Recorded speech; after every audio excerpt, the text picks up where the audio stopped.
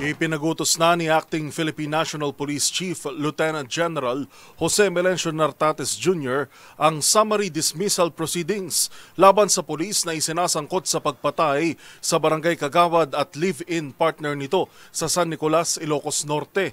Ayon kay Nartates, makikipag-ugnayan ng Internal Affairs Service o PNP-IAS sa lokal na pulisya para sa investigasyon laban sa pulis na may ranggong korporal. Una nang naaresto sa follow-up operation ng sospek na nakatalaga sa Tourist Police Unit. Base sa inisyal na pagsisiyasat, kumakain lamang sa beranda ng kanilang tahanan ang biktimang sina Joshua Bernardo at kinakasamang si Eloisa Bonilla ng pagbabarili ng dalawang lalaki sakay ng motorsiklo.